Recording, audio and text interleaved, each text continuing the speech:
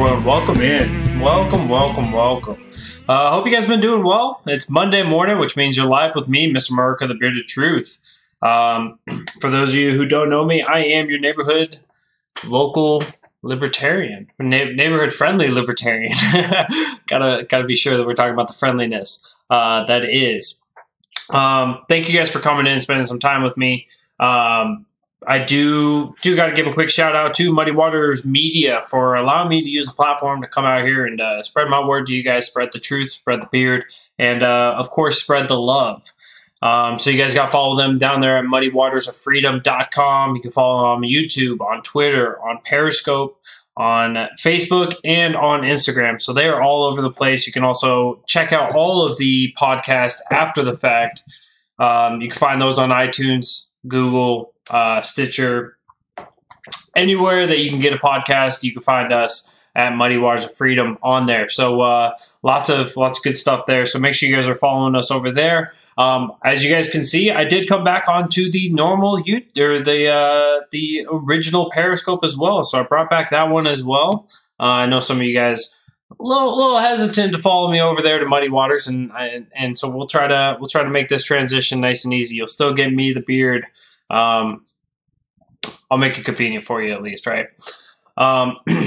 Make sure my volume is down.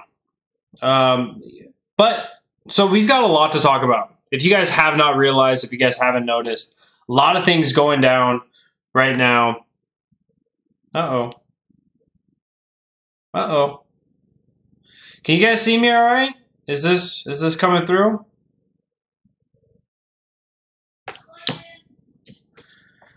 One moment, please. I might be starting this whole stream over in a second. I can't see any. I can see you guys inside. There we go. I'm seeing the comments now. Oh, I'm on Wi-Fi. If I get off the Wi-Fi, it works out a lot better. I wish I could take that out in post-production. But thank you guys for being here. Thank you guys so much. I am Jason Lyon. Got a lot to talk about tonight. You're good. Good. All right. Got a lot to talk about. So as what we talked about on Friday night, we were expecting, or Mueller had already dropped off his report off to Attorney General William Barr. And that meant that William Barr was going to get a synopsis. He was going to get a good summary, push it out there, and he's going to give a quick one, and then he's going to go and give a more thorough one. But of course, the quick one caused so much controversy. Heads were exploding, tears still a-flowing. The left will never be the same. So we got to break open that huge case. There's so many different paths that we have to go down on that route.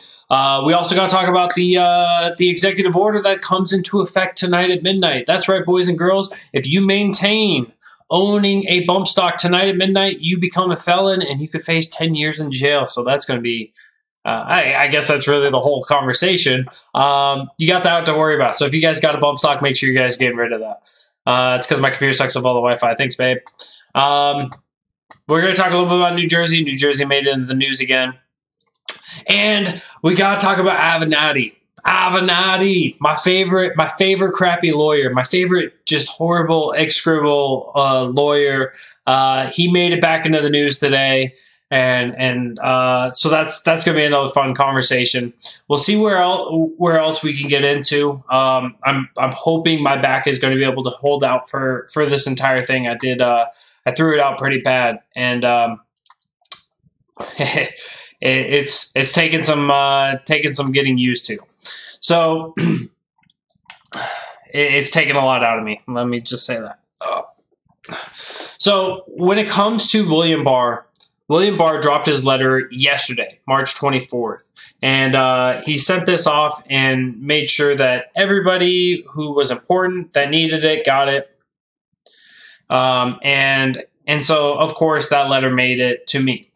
Couple key points in there.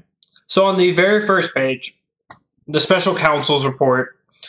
On Friday, the special counsel submitted to me a confidential report explaining the prosecution and declination decisions he has reached and required by 28 CFR section 600.8 Charlie. This report is entitled Report on the Investigation into Russian Interference. Russian Interference. That was a whole entire scope of the first scope of what Robert Mueller was supposed to be doing with the special investigation, and this was a debrief of that. Although my review is ongoing, I believe that it is in the public interest to describe the report and to summarize the principal conclusions reached by the special counsel and the results of his investigation. He goes on to explain how this investigation came to its conclusion. In the report, the special counsel noted that in completing his investigation, he employed 19 lawyers who were assisted by a team of approximately 40 FBI agents and intelligence analysts, forensic accountants, and other professional staff. So we had about 60 people there. The special counsel issued more than 2,800 subpoenas, executed nearly 500 search warrants. They were all over the country checking out everything. Obtained more than 230 orders of communications records. Issued almost 50 orders authorizing use of pen registers, and made 13 requests to foreign governments for evidence, and interviewed approximately 500 witnesses. 500 witnesses. So they did a very thorough investigation. You know, taking a little over 2 years to do this, it would be really short-sighted or really partisan to believe that this was not a thorough investigation. But with all of that investigation, with everything that was concluded from Mueller, President Trump was exonerated. President Trump was exonerated that there was no collusion. There was no Russia and Trump collusion for the 2016 election. This has gotten so many people stirred up because President Trump came out and said this, and he, of course, in President Trump fashion, exaggerated a little bit and said that he was exonerated on everything. But no, he was exonerated on the idea that he did not collude. Him and none of his administration, nobody that worked around him, no one was hit with the collusion with Russia in the 2016 election. So, and to quote the letter, said the special counsel's investigation did not find that the Trump campaign or anyone associated with it conspired or coordinated with Russia in its efforts to influence the 2016 U.S. presidential election. As the report states, the investigation did not establish that members of the Trump campaign conspired or coordinated with the Russian government in its election interference activities. Exonerated, right? President Trump had said, I believe it was like something like 34 times or 40 times since this investigation started that this was a witch hunt. He was exonerated on that. Where President Trump had gone a little bit further than what was laid out by William Barr was that he had said he was even exonerated, that there was no obstruction of justice. Now, in this report from Barr, basically the way that it had played out, the way that it unfolded was that Robert Mueller said, look, there's evidence for, there's evidence against, there's not enough to bring forth a case. And so I'm going to push it off onto you, William Barr. I'll give you the evidence. I'll give you both sides of the case. You can make the determination. And William Barr goes, all right, I'm not going to, you know, I don't see enough evidence there to grant that that case. And to quote this, the special counsel states that while this report does not conclude that the president committed a crime, it does not exonerate him. This has been taken by the left. This has been taken by the media, by lefties. This has been taken by the Hollywood folks as this does not exonerate him, so he's not exonerated at all. And it's just simply the gaslighting of what we've seen from the left, where nothing is going to be acceptable, nothing is going to be tolerated. JKD, yes, the question, how many Russians does it take to cause Hillary to lose election? 0. Absolutely 0.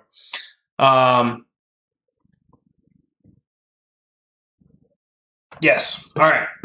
And so this report was big, and it was monumental in that way. Of course, like what I had read from the first paragraph or from the first page, this is still ongoing. We're still going to see more information come from this. But you can imagine, and if you could just close your eyes and you get real quiet and you stop everyone around you from moving, and you just pull out your earbuds and you take a real good listen, you can still hear the cries of all of those in the media. You can still hear Rachel Maddow from her show last night still crying because her conspiracy of the last 2 years, the CNN conspiracy for the last 2 years, the MSNBC entirely conspiracy from the last 2 years, the New York Times, the Washington Post, you can look at all these platforms. Their conspiracy was destroyed last night. And so they had to find a way to pivot. They had to find a way to change this. And Nadler was one of the first ones to come out there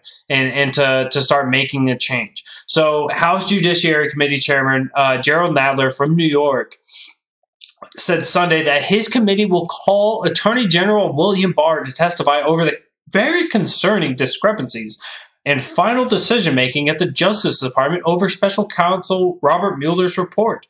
We have to get Robert Barr in here. He's got to testify on all of this information. But the problem is that this is just grandstanding again. This is just him standing there going, I got to stamp my feet. I'm going to pound my fist on the table. I have to do something because I didn't get my way. And what's going to happen is if we see William Barr go in there, William Barr will talk about some of the things. If the report is released from the confidential side of things, so from the issues with the grand jury and confidential information such as informants and such as spies and everything else, if those things have already been scrubbed and everything else is released, all he's going to do is go in and go, I can't tell you that. I can't tell you that. I can't tell you that. Fifth Amendment, I can't tell you that. I can't tell you that. I can't tell you that. So this is just another one of those grandstands. Adam Schiff, however, shifty eyes, Mr. Schiff, he's taking it a different route. Let's not go to the middleman. Let's not go towards William Barr, but instead we're willing to subpoena Robert Mueller, the same Robert Mueller that throughout the last 2 years, Adam Schiff said he must be protected. His investigation must be immune to the public and to everything else because he's running an integritous investigation, and that investigation is of utmost concern for this country, for national security, and for everything else. But as soon as Adam Schiff saw that this was not going the way he wanted,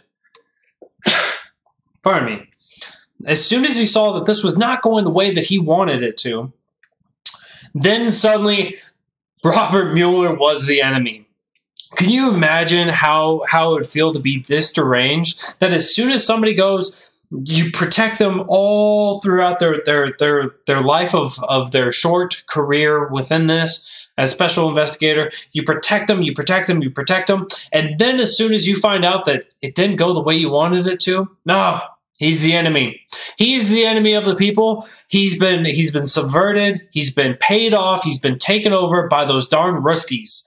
Those Russians are taking over, and they've got the special investigator now, and Trump's getting exonerated because of Russia. They don't have anything behind them. They don't have any evidence. There's a lot of people opening up the cases about this where we've seen elected members, elected officials lying to the public and saying, hey, look, now that you've lied and you said, look, there's a lot of evidence there and you said we couldn't talk about it.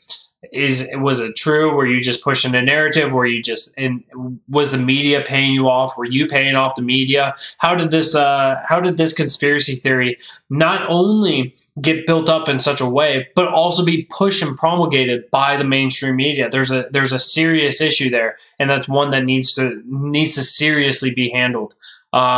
Because if we're going to have the fourth branch of government, that being the media, there needs to be accountability there. And I am not of the ilk. I am not of the side that thinks that we should make the mainstream media an actual elected thing where we can hold them accountable with votes. But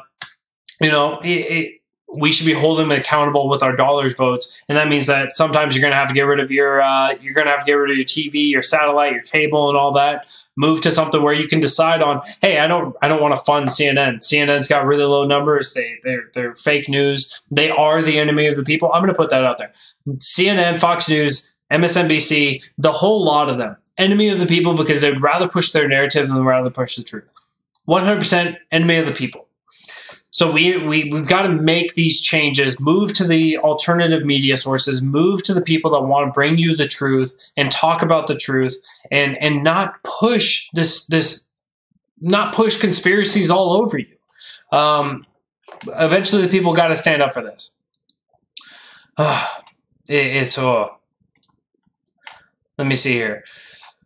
We had a lot of good articles being written about this. Some of these, right? So this was from Cheryl Atkinson, opinion contributor at The Hill. She writes, apologies to President Trump.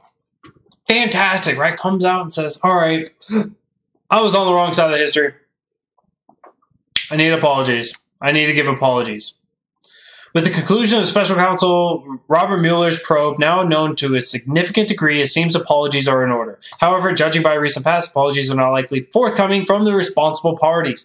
Absolutely true. Should the media come out and apologize? Yes. Or what are they doing? They're doubling down.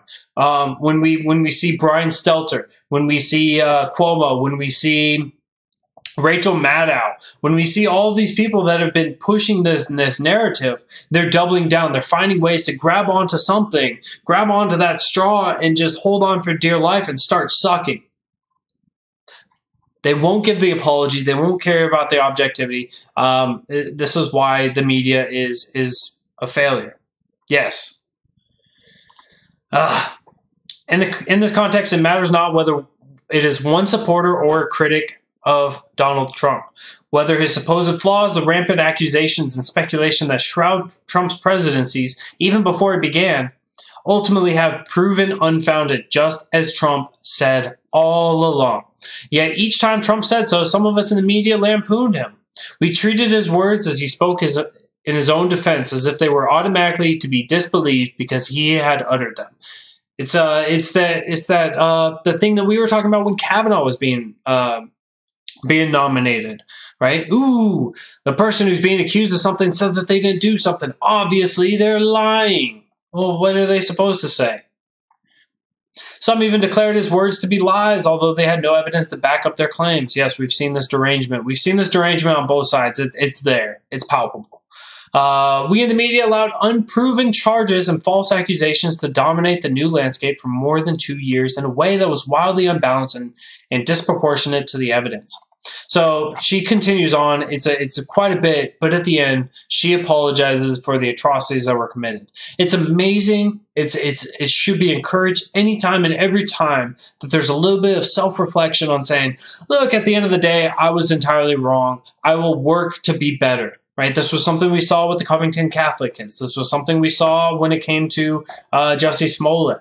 And we'll get back to Jussie Smollett here in a little bit, but this needed to be there. There was one of these articles, and I want to make sure.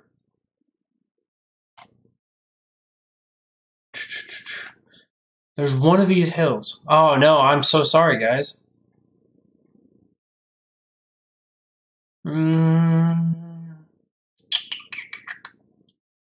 Nope. All right, I can't find that article. I had an article, and it was truly amazing because the first paragraph in this article, they were like, well, I mean, possibly being exonerated, and we should, just dragging their feet on this.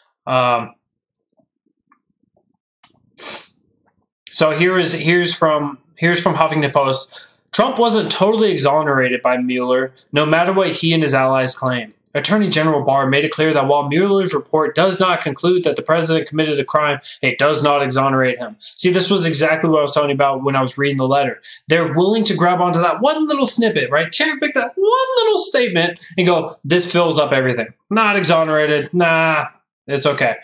And so this continues on the partisan divide, right? This is a huge fundamental issue for going forward, right? Because if you just say we're entirely exonerated, then that's not entirely honest. If you say you weren't exonerated, that's not entirely honest either.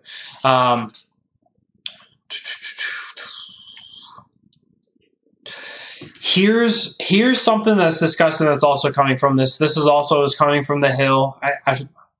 It just happened to be random that we got a lot of things from the Hill today. Trump campaign asked TV producers to challenge past guests who said there was evidence of collusion. There's no problem with that, but getting into this a little bit further, it is a little more grotesque. The Trump campaign on Monday called on various TV producers to challenge their guests' outlandish and false accusations about alleged collusion between Trump's associates and Russia. Now has the claim to be proven to be false. Now that the claim has been proven to be false. No problem with that. But Tim Murtaugh, the director of communications for Trump campaign, made the request in an email just the day after Attorney General William Barr said that the special counsel investigation did not uncover evidence. So this was actually the statement. Perfect. Did not uncover evidence to conclude the Trump campaign conspired with the Russian government. When you say that they were unable to uncover evidence, what you are saying is that there's evidence out there that's covered up. There's evidence out there that's covered up, and it just needs to be uncovered. And so the special investigation was incapable of uncovering this. And so, it's still out there in the ether, guys. Keep searching, keep digging, keep hoping. But, those 60 people that investigated 500 people, that did 2,800 warrants, they didn't dig deep enough. They didn't dig hard enough. They didn't put enough heart into this. They didn't put their blood, sweat, and tears into this. And therefore, you still got to keep searching, boys and girls, because it's out there. Get it. Get it. Matt Riot again, no notification, half the comments are showing. Oh no, I am so sorry about that, Ryan. Ryan, though, if you look up on the top left, we have those comments popping up. Those are not just from you on Facebook world, but also from Periscope. And if we get any friends from the YouTube land, they will also be commenting all in there. And so that's one thing that you get here on this show. Because since I don't have like a co-host, I don't have a guest. I'm not. I give you guys yourselves to entertain yourselves, But so the Trump campaign has confirmed this email. And so what this is to say that, look, hey, these people said some false things. They pushed some allegations. And so moving forward, we ask that you employ basic journalistic standards when booking such guests as to appear anywhere in your universe productions, and you should begin by asking the basic questions. Does this guest warrant further appearances in our programming given the outrageous, unsupported claims made in the past? So there's some guidance that's being pressed from the President of the United States through his administration, through his people, to the media platforms to say, look, you guys aren't really doing your job. And we're going to need you to start doing your job a little bit better. Why don't you start asking your guests, make sure that they're up to snuff, make sure that they're good people. It's not up to the government, right? I want these media platforms to hold these standards. I want them to do what they're asking, but I don't want the government doing that. That's not the role of government. The government is not there to control businesses, even when it's something as vital as the First Amendment. With that being the free press, it's not that important. It's not there to the level that the government needs to get involved with this. Murdo adds, if these guests do reappear, you should replay the prior statements and challenge them to provide the evidence which prompted them to make the wild claims in the first place. So now it is incumbent upon, or they're pushing this. They're continuing to push this, not in the best interest of the government. Small limited government, lets it go. You say what you want to say. We're going to keep being truthful. We're going to keep being honest. President Trump should be going out there and finding alternative media sources and saying, look, these guys are out here. They're providing the truth and help encourage better, right? While they have the authority and the powers to control which journalists are coming in. My face is getting messed up because I have to sneeze. It's coming. But while they have that control and that capacity to basically regulate because of the small, limited size of the press pool, he should be going out and trying to find better journalistic people, better organizations. Affect it in the way that you can and not stretch out to try to find other ways. Don't be creative when you try to control these, but instead just go with the better decision. And don't just pick things just because, well, these guys like me, and so I'm going to bring them in. Get the most objective. Don't get the ones that are obviously Jim Acosta wouldn't be making this. Tigers, I will be getting some guests. We will be getting some guests coming on. I've got some guests already lined up to come up in the future. That will be a thing. Now that we have a new platform or a new computer, that is definitely on the way. I'm very excited for that part. While we're talking about exciting things, I want to talk to you guys about MAGA. What does MAGA mean? Michael Avenatti got arrested again. I'm sorry if you thought that was Make America Great Again. No. Michael Avenatti got arrested. Michael Avenatti, the lawyer for Stormy Daniels, got hit. And that article went down. Michael Avenatti. All right, Michael Avenatti got arrested today because he's trying to play government. He wants to play government. And the way that he's trying to play government is he's trying to extort from Nike on this specific one. He went in and basically told Nike, "Hey, I've got this client of mine, and you're going to need to slide him a couple hundred or a couple more million. You're going to need to slide some more money our way." On March 25th, New York federal prosecutors charged Avenatti with attempting to extort more than $20 million from Nike, alleging he tried to get the money by threatening to use his ability to garner publicity to inflict substantial financial and reputational harm on the company if his demands were not met. He's playing the government to the T. You don't do this, I'm gonna hurt you where your income is. And so Michael Avenatti going to jail, or getting arrested at least, and will be prosecuted for this. Good day for justice, I guess, right? Because extorting is certainly something that is not something that's favorable. Since then, Stormy Daniels has already left him earlier this month because she was like, look, this guy's a scumbag. He's got no integrity. He's not a good person. And so she finally left him. You know that if Stormy Daniels is saying no more with you, then you're the bottom of the scum buckets. You know what I'm saying? You're at the very, very bottom. Your character is so small and insignificant. And it gets even better than that, because he had a co-conspirator. He had a guy helping him out with this. And this name may be familiar to you, and it may not be, because he didn't get quite the publicity that Michael Avenatti got. Mark Geragos. Mark Geragos. Who's Mark Geragos? Mark Geragos was Jussie Smollett's lawyer. He was the guy that came out and said, look, my client was beaten. There was 2 people loudly exclaiming, "This is MAGA country. This was a hate crime." Troy, you missed out on the entire conversation. Recommend going back. You were wrong. It's okay. I did read the quote, in fact. But so Mark Geragos was involved with this.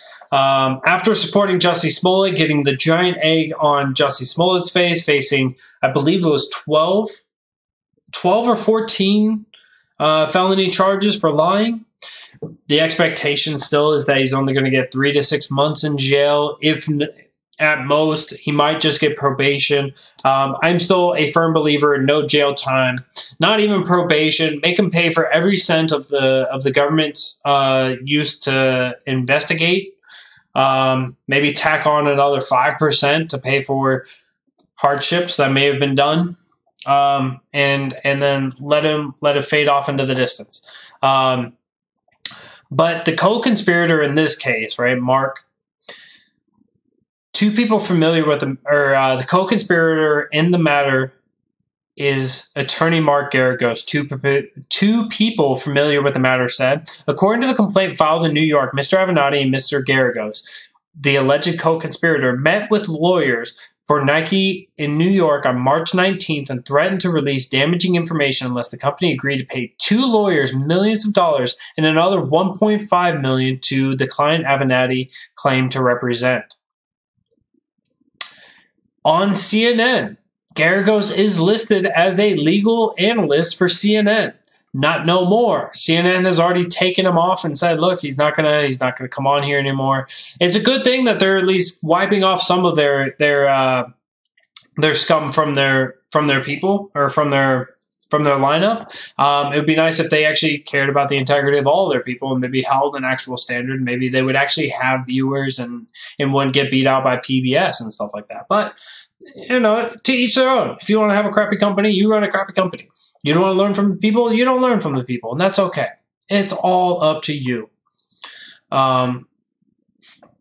So I want to give a point real quick again to Troy. Once the full report is sent to Congress, I'll let it go. But until then, he's not exonerated. So this was exactly what I was telling you guys about. Lefties are just going to grab onto that one little snippet, and they're going to say, look, he's not exonerated because it says, well, this report does not conclude that the president committed a crime. It also does not exonerate him. This is with regards to the obstruction of justice. When it comes to the actual interference, the Russian interference, the collusion, to quote the report, the investigation did not establish that the members of the Trump campaign conspired or coordinated with the Russian government in election interference's activities. Exonerated. Thank you. Troy, I would recommend just going out there and spend a little bit of time and reading it. Crappy company? Yeah, CNN. Communist news networks, if you will. I mean, there's plenty of good names out there for it. But it's looking at that the Avenatti case. We see some members. I believe there was a journalist, one of the journalists for CNN actually came out and said it's Trump's fault that Avenatti's got so much publicity. If it's Trump's fault that Avenatti's got so much publicity, was it Trump that was sitting there and blasting off Avenatti and Stormy Daniels for 24 hours a day, 7 days a week for a little while? Was that Trump? No, that was you at CNN. That was you at MSNBC. That was you at the mainstream medias. I would not give credit where credit's not due. I know this is a struggle, especially in 2019, to give credit where credit's due, but it's something that's lost. And I hope that as a society, as a community, as a culture, as a country, we can come together and we can go, all right, let's hold people accountable. Instead of just saying, look, it's just the party. Instead of saying it's just this individual. Or not this individual, but it's this party, it's this team, it's this collective. Let's go, it's this individual. Let's actually point those things out. And so we can say, look, it was CNN, it was MSNBC. These were the people that were making the conversation all about Avenatti and Stormy Daniels. Maybe, just maybe, you guys can take a little bit of focus on that. Maybe, just maybe, you guys could take a little bit of responsibility. But I digress. It's not going to happen. So, I got to go into something that's a little bit darker, a little bit more grotesque, if you will. This has been something that's affected me personally because of just how grotesque this is. Over the weekend, it seemed like a lot of people were coming out of the woodwork to defend pedophilia, to defend grown adults having sexual intercourse and sexual relationships with children, with people that were prepubescent. And one of the instigating events of this was there was an actual individual who is from what I can find out, is a non-political anarchist, somebody that is not in line and self-described as anarchist. Obviously, I would call them a libertine. Somebody that has no moral responsibility, especially with sexual acts. This individual came out and posted a live stream video of him and his 6-year-old daughter. Him and his 6-year-old daughter, he's trying to have a serious conversation with his daughter about the sexual acts in which they've performed in the past and her basically not consenting to continue on with this. Apple is going to be turning Skynet, possibly. And this rightfully got a lot of people outraged. I was upset. My stomach was turning. There's many people across the political spectrum that came out and really to denounce this. A lot of good came from this because we not only managed to turn this individual into the authorities where he was arrested and should be held for a long, long period of time, but also the daughter is also now with the mother and is safe. Money was raised for the daughter to help provide and help nurture. And if you guys are interested in that, I did share it out. There's plenty of people sharing it out, but you guys can find me on Facebook, my own personal Facebook, facebook.com/jason.lion.92. I don't know where the 92 came from, but it's there. You guys find me on there. I will get you in touch with that donation so that you guys can help provide for the daughter if you'd like. But this brought out a lot of people out of the woodworks. This brought a lot of people out to racist. What are you talking about? So this brought a lot of people out to come out and say, look, pedophilia is not bad. And 100% absolutely no. Pedophilia is wrong. I don't care how much of an intellectual you try to become and say, look, there's some children out there that may be able to consent before they're 18. No, because whenever you have a child, especially a 6-year-old in this instance, and you have a situation where the father has groomed the child to accept sexual conduct and sexual acts between the two, and to believe that that is consent is completely illogical, is completely out of left field, and is disgusting. And honestly, I'll just be honest. I'm gonna be honest. This is where a libertarian will be more detrimental to that individual than any state is, than any government is. Because I don't want to just see this guy suffer. I don't want to see this guy be wiped off the face of the earth, but I want him to beg for it. Because if you're going to do that to a 6-year-old, if you're doing this to a 6-year-old, then there's nothing there for me. There's nothing there for me to feel even an inkling of remorse for the atrocities that should come your way. And we actually, so there's a bunch of people.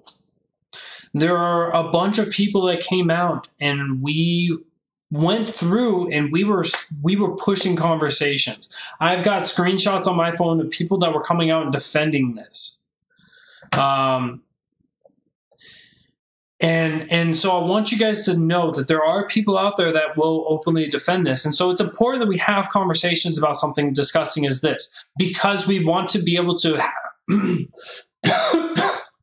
because we want to know who these disgusting people are.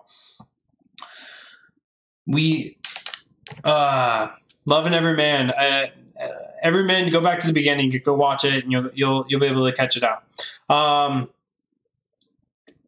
But when it comes to this, my platform on freedom of speech absolute is because I want them to be able to have a platform to say what they want to say, so that I know exactly who they are. Barr did say that Trump was exonerated when it came to the collusion.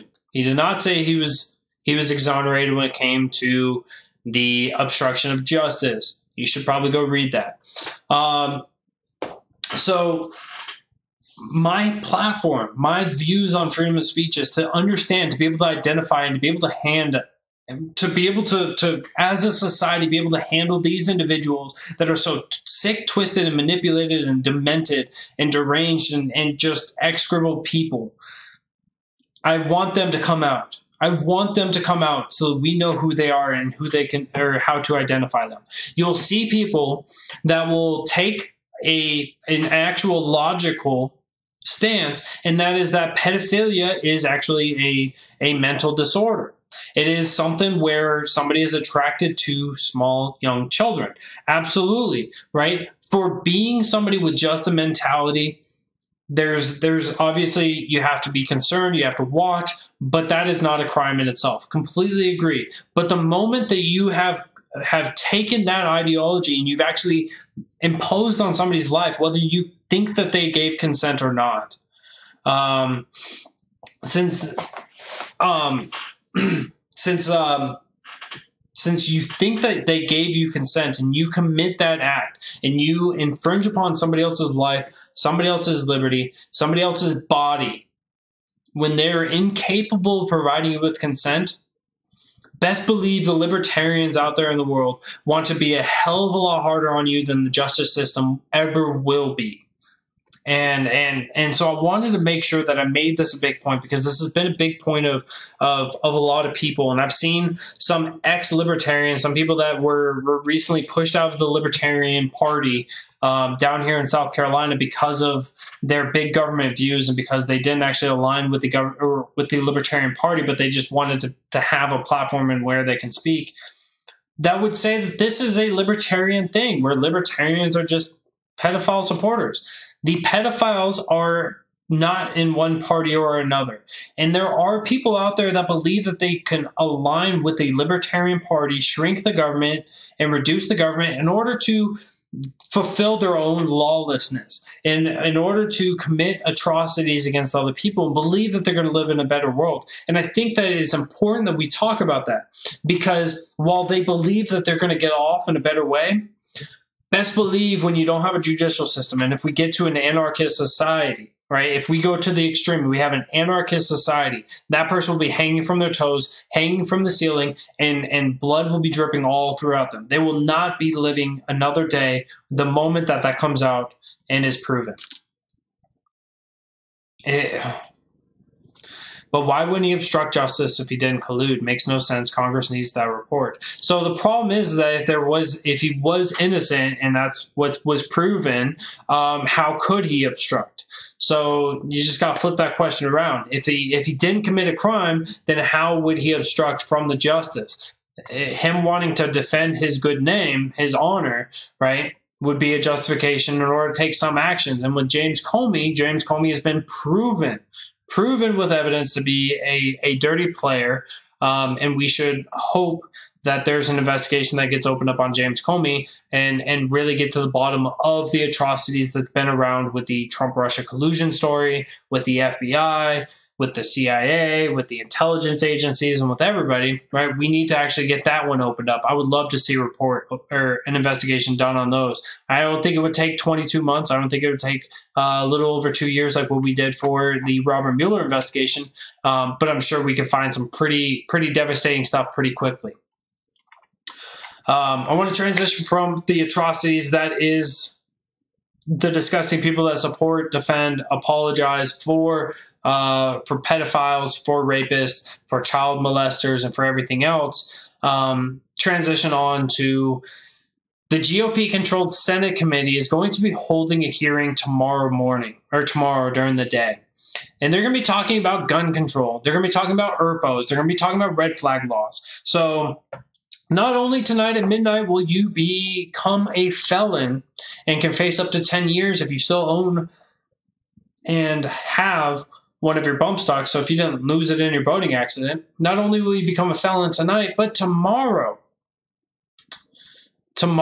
Lindsey Graham himself, my senator, one of my senators, the one that really needs to get removed in 2020, will hopefully have that happen, said that the hearing will likely focus on red flag laws, which gives authorities increased ability to confiscate guns from individuals deemed dangerous by a court. He said he did not believe witnesses for the hearing have been yet selected. There's a really good witness that I wish that they could have pulled up. And I want to make sure I get this individual's name correct. It was Willis, was it not?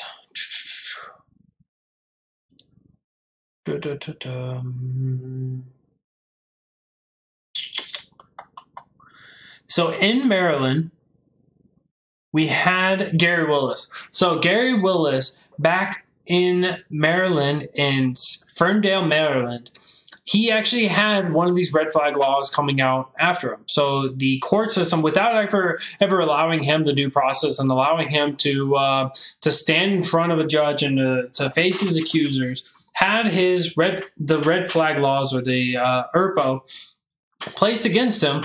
The police officer showed up to his house early one morning, decided to say, hey, give us your guns. He refused to give up his guns, and as a result was killed by police officers. This is what red flag laws do. They put a police officer in danger by coming to take away the rights and liberties of people without due process. While they say that this is going to allow due process, they are not actually going to allow the due process. Are you going to allow somebody that you find unsafe, that you find mentally unstable? Are you going to say, hey, next week you got to come into court and then we're going to talk about taking your guns? No, because once you allow that time, that person may flee. That person may commit an atrocity. Oh, no, we can't do that. So we'll just show up early one morning, take your guns, and then say, you can go have your due process later. This is the exact quote. This is the exact quote that President Trump said after the, what was it, Stonington? No, the Florida shooting. Right? We'll take their guns and worry about due process later. That quote is becoming legislation with the red flag laws. We'll take their guns and worry about due process later. So we don't worry about the Second Amendment because, yeah, your right to keep bear arms can be infringed. We'll take them away. We're not going to worry about that Fourth Amendment, that Fifth Amendment. You don't need them. We'll take those away. So people's rights are going to be stripped away, and this is all coming from a GOP, a Republican-led Senate. This isn't coming from the House that's led by Democrats. This is coming from Republicans.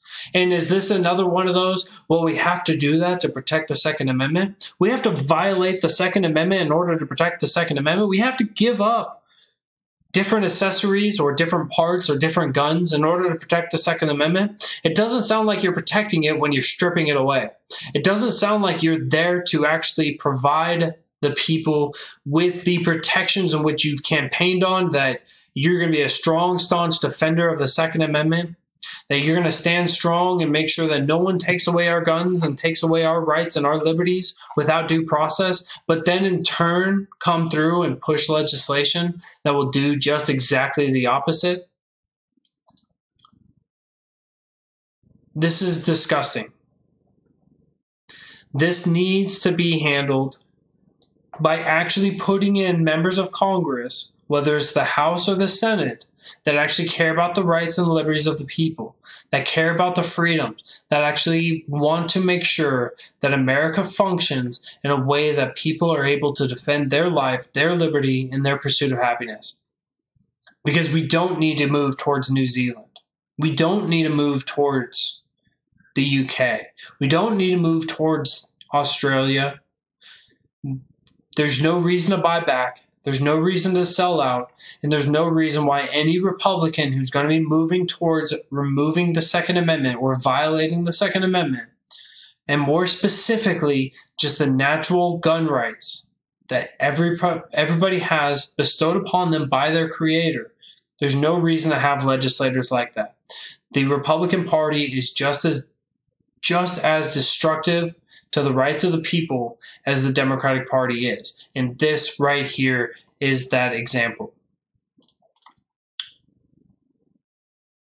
Be careful, dude. MAGA will call you fake news for saying something bad about Trump. Well, I mean, at least I'm objective about it, Troy. And so they can dislike what I say all that they want to, but I'm at least objective about it. And that is enough in order to have a strong standing on. I don't have to come out and apologize for being wrong or for waiting for the second vindication of what I should have apologized for being wrong on the first time. I wasn't wrong on the Covington kids. I know that you were in here in this channel. I wasn't wrong with the Jussie Smollett. I wait for evidence to come out and I use the evidence. And so I know that there are MAGA people out there. There are people that are Trumpians that don't like it when I talk bad about Trump, and you take it or leave it. It doesn't change. I am who I am, and I will continue to always be myself, fighting for the truth, fighting for the liberty, and fighting for the people. With that, guys, I've got to get off of here. My pain or my back is destroyed me. I will take over the couple stories that I have left for tonight. I'll bring those onto the Friday show. But I will see you guys Friday night, 7 p.m. You guys also got to make sure that you guys are tuning in. So Tuesday, there's a special going on with Spike and Matt, I believe. Matt's in here. So Matt, I believe is with the both of you, maybe, question mark. But for Wednesday night, My Fellow Americans is being postponed for another week. I know that Spike, I don't know what's going on with Spike, but Matt's got his guest coming on Thursday. So tune in on Thursday night for sure.